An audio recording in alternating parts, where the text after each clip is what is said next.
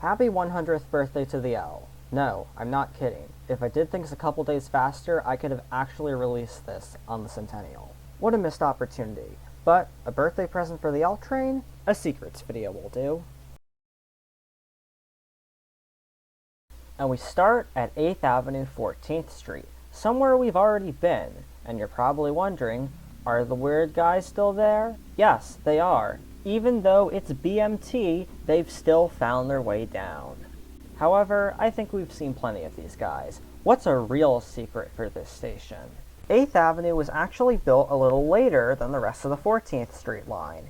The extension was for the I&D. For all intents and purposes, it was a completely I&D station. So it got I&D tiling. It's one of 3 or arguably 4 stations that were not in the I&D to not have tiling. We'll go to the other 3 in later videos. However, in 1999, the station was renovated, and the I&D tiles were removed in favor of the more fitting, ornamental BMT tiles. When we leave 8th Avenue, you're probably thinking we're going east, but according to the railroads, we're not. Railroad terminology does not have an east and west in New York City. It's only north or south. And the L train, while it really goes east, is actually technically going south. Our next stop is 6th Avenue, which is a weird vertical straddle in the MTA. It's deeper than the F and the M train platforms and the IRT platforms on 7th Avenue. It's also deeper than the PATH platforms. But what it's not deeper than are the 6th Avenue express tracks. Yes, they go that deep. That's what happens when you don't build your express tracks right away. You have to dig below a bunch of nonsense. But when you're at 6th Avenue, the best thing to do is to watch CBTC in its purest, finest action. With 8th Avenue being the terminal and the stations close together to begin with, the trains get really close. And now, time for 14th Street Union Square. It's the busiest station on the L train, and this was just filmed on a Sunday. There's a lot of secrets here, and there's a lot of lines that go here, so I'm spacing the secrets out. A lesser-known installation can be found on the northern half of the Broadway line mezzanine. They are the names of every 9/11 victim, installed just 1 year after the attacks. Also, while the wayfinding mentions 8th Avenue, it never mentions 6th Avenue, which is an interesting choice. But we're heading eastbound, or southbound, to 3rd Avenue, our next stop. Of course, it'll be a future transfer with the 2nd Avenue subway. But along with being one of the more dully colored L train stations, there are no pillars to speak of. A trait shared with 1st Avenue. But 1st Avenue is actually pretty cool. The western entrance is the more boring of the two, there's even a weird dead end, but the Avenue A entrance has a lot more interesting elements to it. They're in this little median area between the bus and middle lanes and the outer lane. The entrances are also more modern in general. And the best example of this is the elevator. It feels like something out of the 2nd Avenue subway. It's one of the very few stations where you can transfer to more than one Select bus service. The M14 and M15 Select are both here. Also at the Avenue A entrance, platform-level turnstiles, which are actually pretty common on the L, and an art piece which depicts some sort of superhero. Heading under the Canarsie tubes, which now have service installed, we head to Bedford Avenue Station. While Bedford Avenue Station was not a station part of the Enhanced Station Initiative, Superstorm Sandy and the L train project caused Bedford Avenue to be closed for many months, so it has the more modern Enhanced Station Initiative features. And the next stop is Metropolitan Avenue, Lorimer Street, which is a transfer to the G train. Now the thing about this transfer and this station is that the L train platforms are accessible and the G train platforms are accessible, but the transfer is not. The gradient of the ramp is too steep. But there's still a way to do this transfer completely accessible, and that is going via street level. These special Omni validators are what allow you to do it without paying again. These validators may be added at places like Lexington Avenue, 59th Street, in order to streamline the free transfer. But let's move on to a long section without transfers.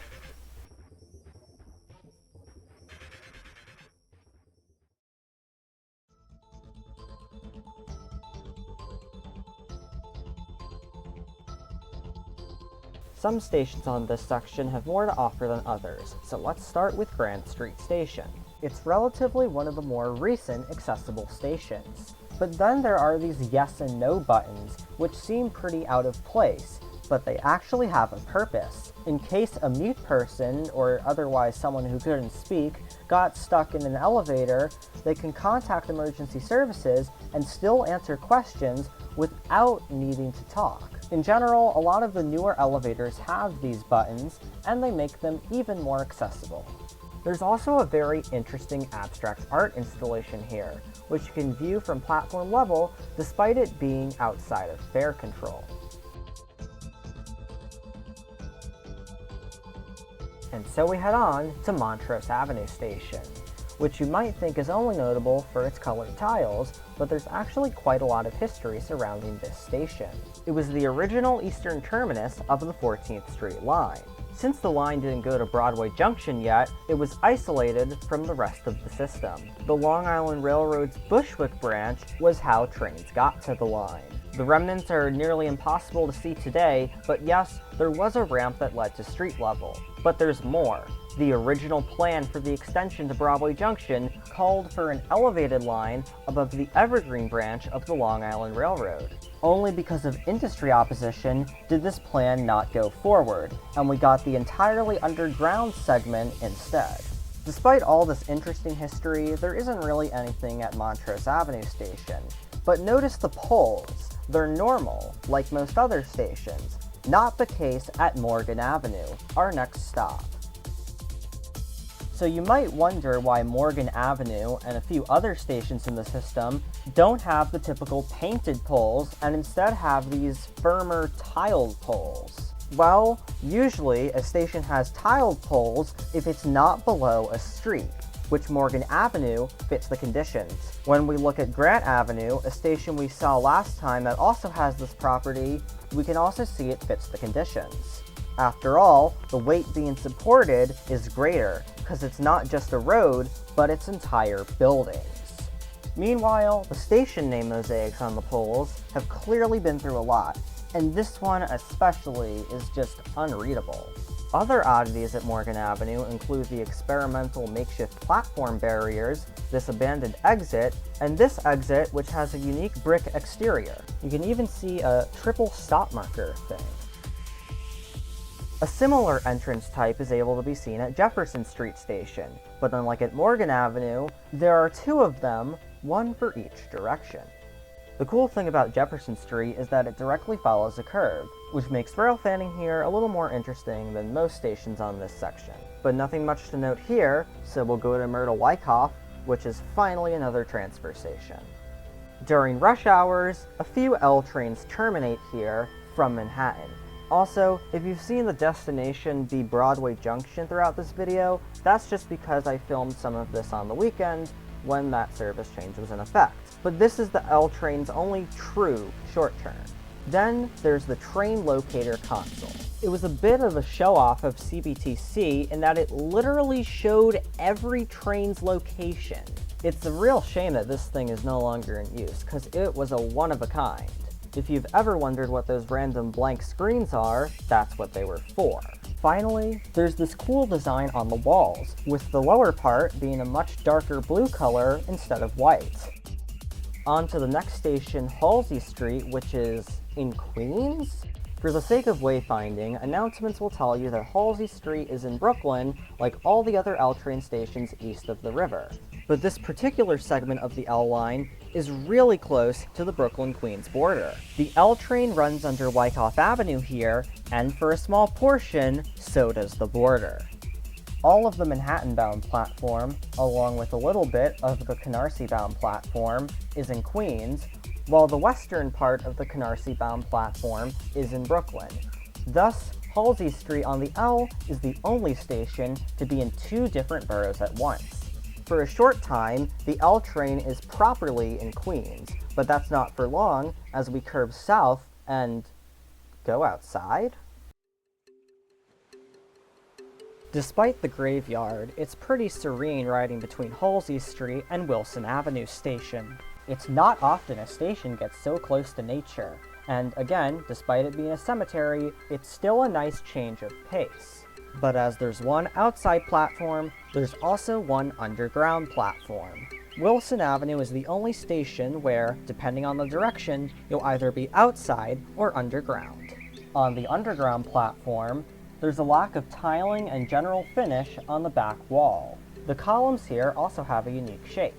Another thing about this station, it'll be a future transfer point with the Interborough Express, as the Bay Ridge branch is right next to the L train here. Finally, the exit, which comes out of a hill in a liminally long passageway. But as soon as you get used to the outside, we're back underground as we head into one of the more forgettable L train stations, Bushwick Avenue, Aberdeen Street. When entering the station southbound, the height difference is pretty clear. Remember, we're meeting with the track that was underground while we were just above ground. However, the platforms meet in the middle pretty fast. At the station itself, it's a curved platform, and note the columns, which have a relatively unique metal trim, complete with detailed ornamental nameplates. When I skip Broadway Junction in the A train video, I promise to make up for it here, so welcome to Broadway Junction proper. But you have to admit it, this station is a big track mess. This station used to be even bigger with the Fulton Street elevated, and of course, there's the one connection that the L train has with the rest of the system, that being the one to the J train that's here at Broadway Junction. Between that, the nearby East New York Yard, and all the abandoned trackways, it's no wonder this station can scare people.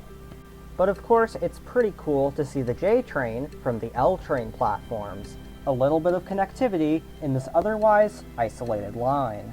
But you might be wondering, aren't the doors supposed to open on both sides here? Well, contrary to the platform layout, they don't. The southern end of the island platform gets pretty wide at the end, and I'll explain why soon. But it gets so crazy at the end that it splits off. Transferring here is also interesting. The Manhattan-bound platform will need an extra staircase, while the Canarsie-bound platform can be reached right away. This leads you into a passage with these interesting orange tiles, and you'll go to the J and Z concourse. It's from there where you can also head to the exits and the A and C platforms. A police precinct is at this station, and there's also signs for the Long Island Railroad, even though it then tells you it's a 2-block walk. Heading out, we can see the dedicated bus bays, serving the likes of the Q24, B83, Q56, and others. Here, you can properly see how much of a mess Broadway Junction is, but also appreciate just how high we were on the L train platforms. But it's interesting to think about that, for being such a major transfer station, this is Broadway Junction's only exit. It's a surprisingly short distance to our next stop, Atlantic Avenue. The Long Island Railroad is visible from here, but those are not the tracks you should be looking at. These are. There's a whole abandoned platform visible, but what's more, the L train used to actually use this platform until the early 2000s, when it was rerouted to have one island platform at Atlantic Avenue. The other two tracks had been used by the Fulton Street Elevated, which had closed in the 1950s. On to Sutter Avenue Station. Yeah, the one I pointed out to you in that photo. Now, you may think of it as the most boring station on the southern part of the L, but there's actually quite a lot here. First off, let's tie off all the loose ends of that track mess. Before the reconfiguration in the early 2000s, this station used to have one of the tightest curves in the system. Northbound trains on the Canarsie line had to shift 1 block east because of Atlantic Avenue Station. Also, Atlantic Avenue's wideness explains why the platform split off at Broadway Junction like that. The L train reverts to its original trackage briefly for its connections to the J line and the East New York Yard. Along with the ones at Linden Shops, these are the only connections that the Canarsie line has to the rest of the system. But if you thought that the removal of the curve would spell the end for Sutter Avenue's railfan crowd, you'd be wrong. Simply head to the exit. At the southern and only exit of Sutter Avenue, you get this very unique trackside view. There aren't really any other places, that I can think of at least, that allow you to get such a unique perspective without trespassing. Here it comes now.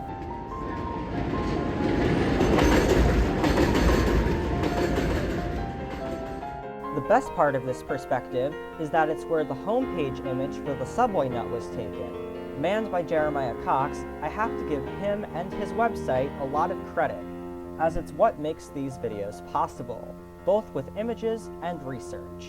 Up next is Livonia Avenue Station. Here you can see tracks right above us. That's the 3 train. There's a 3 train making its way to Junius Street Station, and you're probably wondering why these stations aren't connected. Well, they're going to be, but we'll get to that later. The reason they weren't connected at first is because, well, different companies. They're not supposed to work together. It's actually quite a miracle that this is the only instance of this. Well, in a non-dense area anyways. But we can take a look at other offenders other times. And now, a bit of history on the transfer. First, the sketchy footbridge, which has always been the best way to transfer. As part of the L train project, which was the closure of the L train's East River tubes in 2019, a free transfer was added between this station and Junius Street. However, it was later made permanent in 2020. In 2015, there were plans to convert the overpass into an actual integrated transfer, which would not even require you to exit the system. It's been delayed a couple times, but progress is being made with 2022's Livonia Avenue Accessibility Project, which added this new mezzanine. It's a really cool view of the 3 train tracks, and it might be integrated into the new transfer. However, we'll have to wait and see for that. Despite its modernity, you can still spot a bit of that beige indented wall, which is a telltale sign that the station's not been renovated in a while. How weird. By the way, the announcement speakers are weirdly loud here. Just take a listen. The next Manhattan-bound L train is now arriving below passengers. Accidents can happen when people stand too close to the platform edge. Despite having the wind for competition, it was still pretty easy to hear them.